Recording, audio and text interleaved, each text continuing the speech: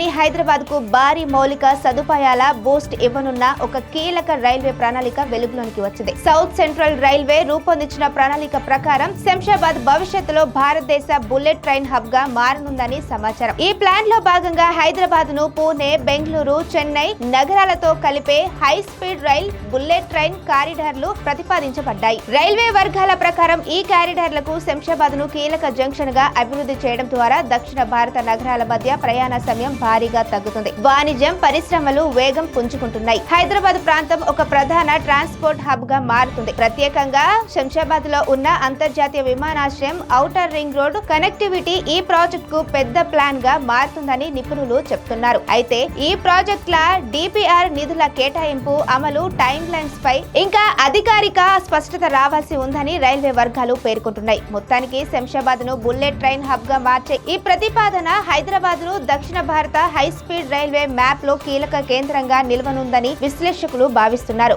మరిన్ని infra transport updates కోసం చూస్తూనే ఉండండి BTG న్యూస్.